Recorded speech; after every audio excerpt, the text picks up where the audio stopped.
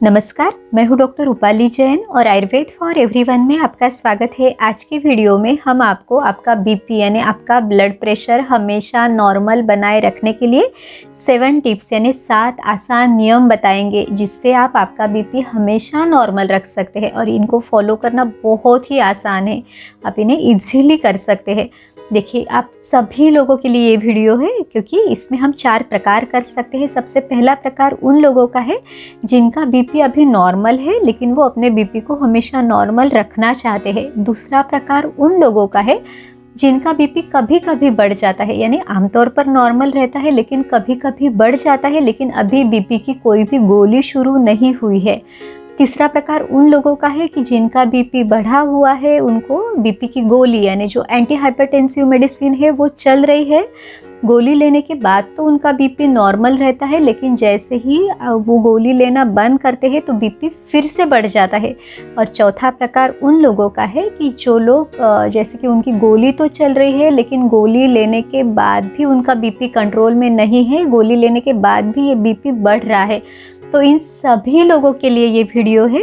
पूरी जानकारी के लिए हमारे साथ बने रहिए, और अगर आपने हमारे चैनल को सब्सक्राइब नहीं किया है तो सब्सक्राइब भी ज़रूर कीजिए।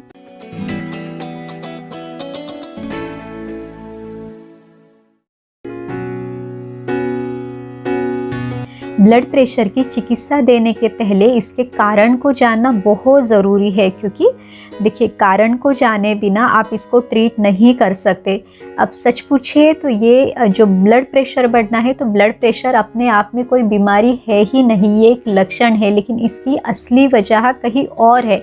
जैसे अगर किसी को कोई कार्डियक इशू है, यानी जैसे हार्ट से संबंधित कोई बीमारी है, या फिर किडनी से संबंधित अगर किसी को कोई बीमारी है, ओबेसिटी है यानी जिनको मोटापा है, या जिनका कोलेस्ट्रॉल बढ़ा हुआ है जिसे डिसलिपिडेमिया कहा जाता है, तो वो है। या फिर किसी की सिडेंटरी लाइफस्टाइल है, या फिर खान पान की आदतें उतनी सही नहीं है, दिनचर्या उनकी सही नहीं है, जैसे कि रात को सोना बहुत लेट है, सुबह बहुत लेट उठते हैं, या कोई दिन में सोते हैं। तो इस तरह की अगर उनकी जीवन शैली है, या फिर मानसिक तनाव है, जैसे स्ट्रेस है, एंग्जाइटी है, डिप्रेशन है किसी को, तो इस तरह के काफ़ी सारे कारण ब्लड प्रेशर को बढ़ाने के लिए हो सकते हैं। ब्लड प्रेशर को हम लाइफस्टाइल डिसऑर्डर कह रहे हैं, यानी गलत जीवन शैली के कारण ये बीमारी है। जैसे अगर किसी का कोलेस्ट्रॉल बढ़ा हुआ है, तो ये जो बढ़ा हुआ कोलेस्ट्रॉल है वो रक्त वाहिनियों के अंदर, यानी जो हमारी ब्लड वेसल्स है उसके अंदर जमने लगेगा, और फिर ये जो ब्लड वेसल में जो ये स्पेस है वो कम होने लगेगी, यानी वो जो ब्लड वेसल है वो नैरो होने लगेगी, ये कोलेस्ट्रॉल अंदर ही अंदर जमने लगेगा।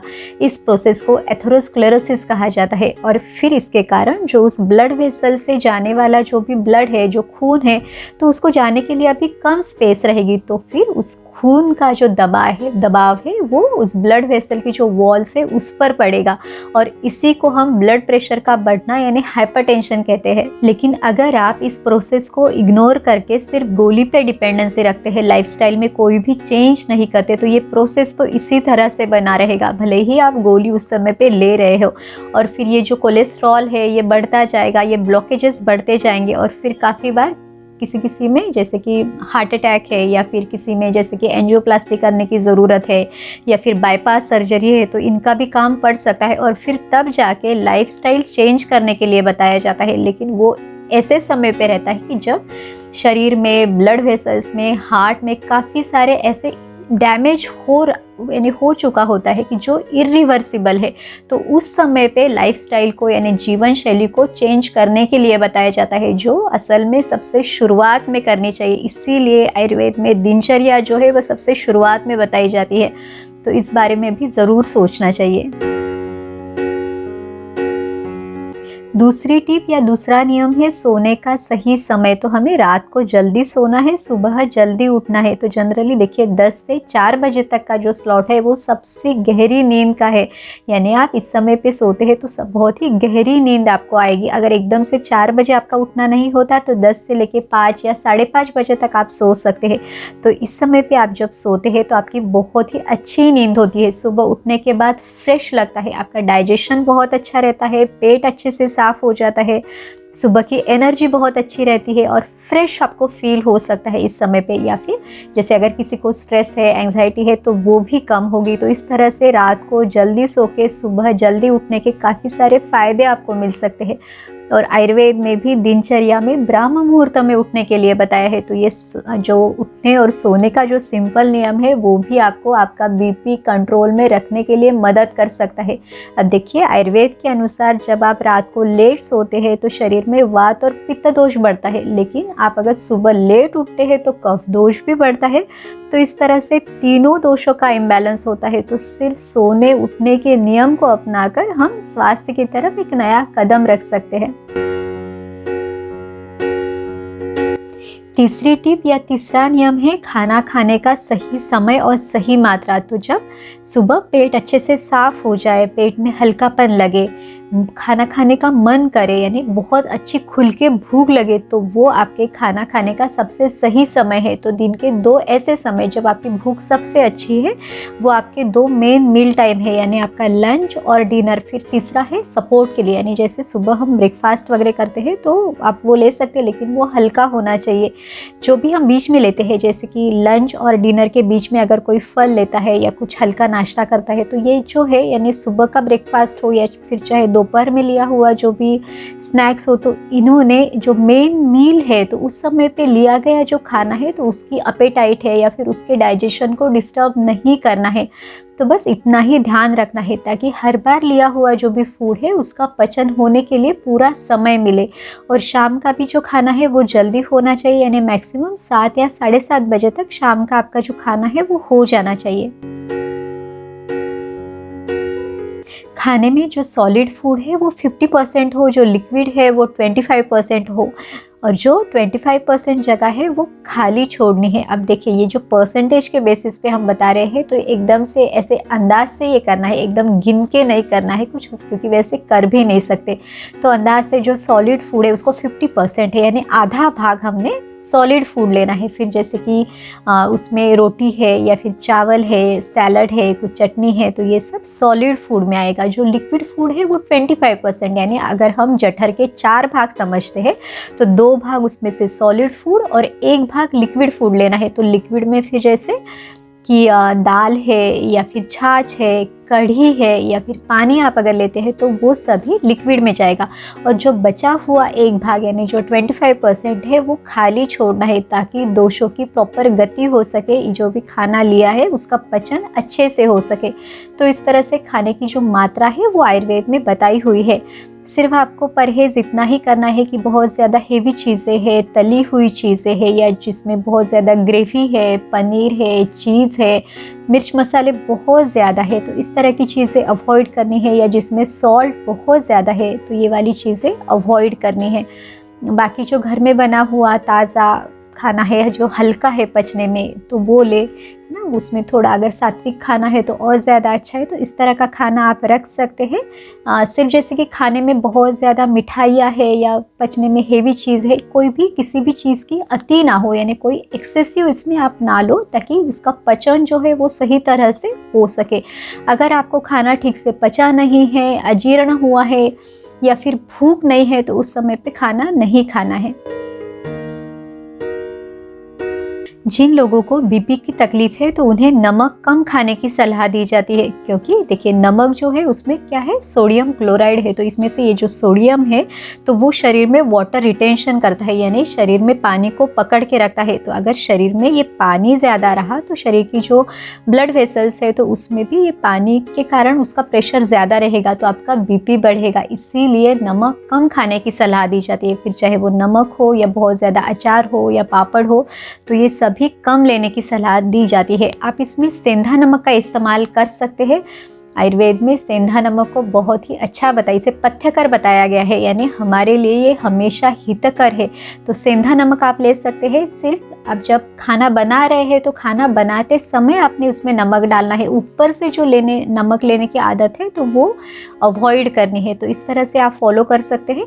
सेंधा नमक के बारे में हमने डिटेल वीडियो बनाया है। तो सेंधा नमक हमारे लिए अच्छा क्यों है, इसके गुणधर्म क्या है, आयुर्वेद के हिसाब से इसकी जो मेडिसिनल प्रॉपर्टीज़ है वो क्या है, इसके फ़ायदे हमें क्या क्या मिल सकते हैं, इस पर ये डिटेल वीडियो है, तो आप वो वीडियो भी देख सकते हैं। पानी पीने के नियम भी बीपी को कंट्रोल करने में बहुत ज़्यादा महत्वपूर्ण है। देखिए, जब किसी का बीपी बहुत ज़्यादा बढ़ जाता है और बीपी बढ़ने के साथ ही उनके शरीर में कहीं स्वेलिंग है, यानी जैसे सूजन है, तो इसका मतलब है कि उनके शरीर में ये जो वाटर रिटेंशन है वो हुआ है। तो इस समय पे एलोपैथी में उसके लिए लैसिक जैसी दवाइयाँ दी जाती है जो डायूरेटिक है, यानी शरीर में जमा जो ये अतिरिक्त पानी है उसको यूरिन के द्वारा शरीर से बाहर निकाला जाता है। तो फिर जो ये पानी कम होता है, ब्लड वेसल में जो प्रेशर बना हुआ है वो कम होता है और आपका बीपी भी फिर कम हो जाता है। तो इस तरह की ये चिकित्सा है। लेकिन अगर आप बिना ज़रूरत के, बिना प्यास के ज़रूरत से ज़्यादा पानी ही अंदर डाल रहे हैं, वो भी शरीर को डिटॉक्स करने के नाम पे, या फिर आप बहुत ज़्यादा कोई जूसेस है, स्मूदी है या फिर सूप है, इस तरह का बिना ज़रूरत के अंदर डाल रहे हैं, तो वो भी अपना असर ज़रूर दिखाएगा। अब जैसे अगर किसी की पित्त प्रकृति है, उसको बहुत प्यास लगी है या फिर गर्मी का मौसम है, आपने कोई फिज़िकल एक्टिविटी की है, आपको बहुत पसीना आया है, आपको प्यास लगी है, तो इस अवस्था में पानी ज़रूर पीना है। लेकिन अगर आपकी कफ या वात की प्रकृति है या फिर ठंडी का मौसम है, आपको प्यास बिल्कुल नहीं लगी है, आपने कोई फिजिकल एक्टिविटी नहीं की है, आपकी सीडेंटरी लाइफस्टाइल है, आप एसी में बैठ रहे हो और फिर भी आप ये अतिरिक्त पानी पी रहे हो या इस तरह का कोई लिक्विड ले रहे हो, तो ये शरीर में आपकी किडनी पे अननेसेसरी बर्डन है। क्योंकि जो भी लिक्विड आप अंदर डालते हो तो आपके किडनी के जो उसको फिर ये पानी है अतिरिक्त, उसके फिल्ट्रेशन का काम आपके किडनी को करना पड़ेगा। यानी अगर समझिए उसकी रिक्वायरमेंट जो है पानी की वो 2 लीटर की है और आप उसमें 4 लीटर डाल रहे हैं, तो अननेसेसरी आप आपके सिस्टम पे, आपके किडनी पे ये बर्डन डाल रहे हैं। अगर ये प्रोसेस ऐसे ही बहुत सालों तक चली तो फिर किडनी का जो फंक्शनिंग है, यानी जो पहले वो सब प्रॉपरली कर रही थी, तो उसमें ही कहीं ना कहीं विकृति होगी, तो फिर किडनी से संबंधित बीमारियां भी उत्पन्न होगी और फिर इसके कारण आपका ब्लड प्रेशर बढ़ सकता है। तो इस बारे में ज़रूर ध्यान रखना है। दूसरा जो आयुर्वेद में बताया है कि जब आप अतिरिक्त पानी या फिर कोई भी लिक्विड इस तरह से लेते हैं तो आपका जो जठराग्नि है वो मंद होता है, आपका डाइजेशन स्लो होता है, मेटाबॉलिज्म स्लो होता है और फिर अगर अग्नि इस तरह से कम होता है तो जो भी आपने खाया है उसका ठीक तरह से पचन नहीं होगा, तो शरीर में डिपोजिशन की टेंडेंसी रहेगी। इसमें आयुर्वेद में जो अपक्व आहार रस बताया है जिसे आमदोष कहा जाता है, तो इसके कारण भी बहुत सारी बीमारियां हो सकती है, जैसे फिर हृदय से संबंधित बीमारी हो या फिर फैटी लीवर हो, ओबेसिटी हो। तो इस तरह की काफ़ी सारी बीमारियां ये जो अनडाइजेस्टेड फूड है, जो ओरिजिनली आपका मेटाबॉलिज्म स्लो होने के कारण है, उसके कारण हो रहा है। तो इसलिए पानी पीते समय इन सब बातों के बारे में ज़रूर ध्यान रखना है। देखिए, निसर्ग में भी पशु पक्षी उनके भूख और प्यास को देख के ही उनका जो पानी है या जो उनका खाना है वो लेते हैं। तो बस हमें निसर्ग के नियमों का पालन करना है। हमारी खुद की भूख कितनी है, प्यास कितनी लग रही है, कब लग रही है, बस इतना देख के ही हमें लेना है। जो मनोविकार है यानी मन के विकार है वो भी आपका बीपी बढ़ा सकते हैं। जैसे अगर किसी को गुस्सा बहुत ज़्यादा आता है या फिर चिड़चिड़ापन है यानी इरिटेबिलिटी बहुत ज़्यादा है, या जल्दबाजी है यानी हाइपर एक्टिविटी उनमें है, या फिर स्ट्रेस है, एंग्जाइटी है, तो इस तरह के ये जो सभी कारण है, या फिर किसी को बहुत ज़्यादा डर लगता है, तो इनसे भी आपका बीपी बढ़ सकता है। ये मनोविकार है यानी मन के विकार है। और आयुर्वेद में मन के विकारों के लिए जो चिकित्सा बताई है वो है सत्वावजय चिकित्सा। अब देखिए, जो मन का गुण है वो है सत्व गुण, तो इस सत्व गुण को हमने बढ़ाना है और जो रजो और तम ये मन के दोष है उनको कम करना है। सत्वावजय चिकित्सा के बारे में भी हमने डिटेल वीडियो बनाया है, तो आप वो भी देख सकते हैं। अगर आपको सच में स्ट्रेस मैनेजमेंट करना है तो ये करना बहुत इजी है। इसके लिए बस अपनी दिनचर्या में कुछ चीज़ों को रेगुलरली अपनाना है। तो इसमें सबसे पहला है प्राणायाम। प्राणायाम में आप दीर्घ श्वसन कर सकते हैं, या फिर जैसे अनुलोम विलोम है, भ्रामरी है, भस्त्रिका है, तो आप ये कर सकते हैं। इसके अलावा योगासन भी आप नियमित तौर से कीजिए ताकि उसका भी आपको फ़ायदा मिल सके। फिर ध्यान है, मेडिटेशन है, सकारात्मक दृष्टिकोण है, तो इसको अपनाना ज़रूरी है। इसके अलावा सात्विक खान पान, क्योंकि जब भी हम इस तरह का खान पान लेते हैं तो मन का सत्व गुण बढ़ता है और जो मानसिक विकार है वो कम होते हैं। स्ट्रेस मैनेजमेंट के लिए आप आयुर्वेद की कुछ और चीज़ें भी कर सकते हैं जो बहुत ज़्यादा इफ़ेक्टिव है। तो इसमें शिरोधारा है या फिर पादाभ्यंग है, नस्य है, ये आप कर सकते हैं। शिरोधारा के लिए आपको आपके नज़दीकी जो भी आयुर्वेद चिकित्सक है उनसे आप मिल सकते हैं, लेकिन ये जो पादाभ्यंग और नस्य है ये तो आपके दिनचर्या में आप कर सकते हैं, रोज़ आप इसे घर पे कर सकते हैं, वो भी बहुत आसानी से। इनके ऊपर भी डिटेल वीडियो है, तो इसके बारे में जैसे कि पादाभ्यंग यानी क्या, तो पाँव के तलवों में हल्की हल्की मालिश करना है। तो आप रात को सोने के पहले, जैसे कि गाय का घी है तो थोड़ा सा घी लेके आप दोनों पैरों में तलवों में आप जेंटली इसकी मसाज करनी है। अगर आपके पास कांसे की या पीतल की कटोरी है तो आप उससे कर सकते हैं, अगर नहीं है तो आप हाथ से भी कर सकते हैं। जब आप ये मालिश करते हैं यानी पाँव के तलवों में, तो आपका जो ब्रेन है वो शांत होने में, आपकी अच्छी नींद के लिए भी आपको इससे मदद मिलती है। तो आप इसे ज़रूर अपना के देखिए। दूसरा जो है वो है नस्य। नस्य यानी जो गाय का घी है उसको हल्का सा गुनगुना करके उसकी 1 से 2 बूंदे अपने नाक में डालनी है। अगर ये बूंदे डालना भी आपको अच्छा नहीं लगता तो जस्ट आपकी जो लिटिल फिंगर है उसको घी में डुबो के अंदर से लगा देना है और खींच के सो जाना है। जब इसकी आदत हो जाए, ये कंफर्टेबल लगने लगे, तो उसके बाद आप घी की 1 से 2 बूंदे नाक में डाल सकते हैं। तो इससे भी जो आपका स्ट्रेस है, जो तनाव है वो कम होगा, आपकी नींद की क्वालिटी अच्छी होगी, साउंड स्लीप आएगी और फिर इसके कारण अगर आपका बीपी बढ़ रहा है तो वो भी कंट्रोल में रहेगा। तो इस तरह से ये शिरोधारा है या पादाभ्यंग है या नस्य है, तो ये सभी चीज़ें आपका बीपी कंट्रोल करने में आपको मदद ज़रूर करेंगी। आयुर्वेद में जब ब्लड प्रेशर के लिए चिकित्सा दी जाती है तो कोई भी एक चिकित्सा या कोई एक औषधि सबके लिए काम में नहीं आ सकती। देखिए, हमने जैसे शुरुआत में देखा कि कारणों के बारे में देखना सबसे ज़्यादा ज़रूरी है, तो प्रॉपर हिस्ट्री लेके ही हमें उस कारण के बारे में पता चल सकता है। तो अगर किसी के शरीर में ओबेसिटी के कारण या फिर उनके कोलेस्ट्रॉल के कारण, उनका मेटाबॉलिज्म स्लो होने के कारण अगर उनका बीपी बढ़ा हुआ है, तो यहाँ पे दीपन पाचन चिकित्सा देनी ज़रूरी है। दीपन यानी जो आपका जठराग्नि है उसको बढ़ाने वाली, पाचन यानी जो शरीर में ये अपक्व आहार रस यानी जिसे आमदोष कहा जाता है, तो इसका पचन करने के लिए चिकित्सा दी जाती है। फिर अगर किसी को हृदय के विकार के कारण यानी हार्ट डिसीजेस के कारण आपका बीपी बढ़ा हुआ है, तो ट्रीटमेंट उस हार्ट की बीमारी के लिए देना ज़रूरी है। या फिर किसी में किडनी के विकारों के कारण अगर बीपी बढ़ा हुआ है तो ट्रीटमेंट किडनी के लिए देना ज़रूरी है। तो इस तरह से कारण को देख के फिर चिकित्सा देना ज़रूरी रहता है। या फिर अगर किसी में स्ट्रेस है या एंग्जाइटी है और फिर उसके कारण वो बीपी बढ़ा हुआ है, तो स्ट्रेस को कम करने की चिकित्सा देनी चाहिए। फिर इसमें जैसे कि अश्वगंधा है या फिर ब्राह्मी है, जटामांसी है, तो इस तरह की काफ़ी सारी दवाइयाँ आप दे सकते हैं। या फिर हार्ट पेशेंट में भी जैसे अर्जुन वगैरह है, तो ये दवाइयाँ यूज़ की जाती है, लेकिन एक ही दवाई सब लोगों में बीपी को कम करने के लिए काम में नहीं आ सकती। अर्जुन की छाल, ब्राह्मी या फिर अश्वगंधा, इन सब के बारे में हमने अलग अलग वीडियोस बनाए हैं। तो इन सभी वीडियोस में उन औषधियों का या वनस्पतियों की जो मेडिसिनल प्रॉपर्टीज़ है, उनके इंडिकेशंस, उनके कहाँ पे आप उसको किस तरह से ले सकते हैं, तो इन सब के बारे में, उनके डोजेस के बारे में भी बताया हुआ है। अब जैसे देखिए कि कोई एक ही औषध है लेकिन उसको भी हम काफ़ी अलग अलग तरीके से दे सकते हैं। जैसे अगर आपको अश्वगंधा लेना है तो अश्वगंधा का चूर्ण भी आप ले सकते हैं, उसकी गोली भी ले सकते हैं।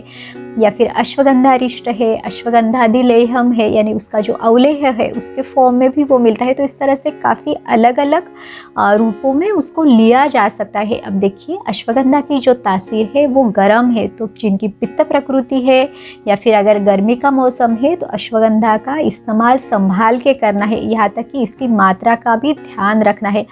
दवाइयाँ हम जिनके साथ देते हैं, जिसे आयुर्वेद में अनुपान कहा गया है, जैसे अश्वगंधा को आप घी के साथ भी ले सकते हैं, दूध के साथ भी ले सकते हैं, तो इसका भी असर अलग अलग आपको दिखेगा। यहाँ तक कि कौन सी दवाई किसके लिए सूटेबल है या फिर कितनी मात्रा में देनी है, दिन के कौन से समय में देनी है, खाने के पहले देनी है या बाद में देनी है, तो ये सभी चीज़ें हर व्यक्ति के लिए अलग अलग हो सकती है। तो आयुर्वेद में चिकित्सा देते समय इन सभी बातों के बारे में सोचा जाता है। जिनके शरीर में दोष बहुत ज़्यादा बढ़े हुए हैं और फिर उनको शमन चिकित्सा यानी जो भी मेडिसिनल ट्रीटमेंट है, मेडिसिन दे के उनके दोषों को कम करना वो काफ़ी बार पॉसिबल नहीं रहता, यानी उनको पूरा आराम नहीं मिलता। तो इस समय पे शोधन चिकित्सा यानी जो आयुर्वेद की पंचकर्म चिकित्सा है वो करवाना ज़रूरी रहता है। और ख़ास करके जिनको ब्लड प्रेशर की तकलीफ़ काफ़ी सालों से है, उनके शरीर में दोषों की जो विकृति है वो ज़्यादा है, बीपी को बढ़ने के लिए काफ़ी सारे कारण हैं और अभी ये क्रॉनिक बना हुआ है, तो ऐसी अवस्था में ये शोधन चिकित्सा करवाना ज़रूरी है। यहाँ तक कि जो स्वस्थ व्यक्ति है यानी जिनको अभी कोई तकलीफ नहीं है वो भी पंचकर्म करा सकते हैं, लेकिन इसके लिए उन्होंने ऋतु का ध्यान रखना बहुत ज़रूरी है। जैसे कि अब देखिए कि वसंत ऋतु है तो उसमें कफ दोष निसर्गतः बढ़ता है, तो कफ को शरीर से बाहर निकालने के लिए जो पंचकर्म चिकित्सा बताई जाती है वो है वमन चिकित्सा। तो अगर इनको वमन करवाना है तो उन्होंने वसंत ऋतु में करवाना चाहिए। जो बस्ती चिकित्सा है वो वर्षा ऋतु में, जो विरेचन है वो शरद ऋतु में करवाना चाहिए। तो इस तरह से अगर स्वस्थ व्यक्ति पंचकर्म चिकित्सा करवाना चाहता है तो उन्होंने उन ऋतुओं में करना ज़रूरी है। लेकिन जिनको कोई डिसीज़ है, बीमारी है, अभी उनके दोष विकृत है तो वो बाकी समय पे भी कर सकते हैं। पंचकर्म चिकित्सा आप घर पे नहीं कर सकते, इसके लिए आपके नज़दीकी जो आयुर्वेद चिकित्सक है उनकी सलाह आप ले सकते हैं और उनकी निगरानी में आप ये कर्म जो है वो करा सकते हैं। इस तरह से आज के वीडियो में जो हमने आपको ये 7 नियम या 7 टिप्स बताई तो इनको अपना के आप ज़रूर देखिए। कहने के लिए तो ये छोटे छोटे नियम हैं, लेकिन इसका आपको असर बहुत अच्छा मिलेगा। आपकी जो गोली पे अगर डिपेंडेंसी है तो वो डिपेंडेंसी दूर करने में, बिना गोली के भी आपका बीपी कंट्रोल में रखने के लिए, हमेशा नॉर्मल रखने के लिए ये नियम आपको हमेशा मदद करेंगे।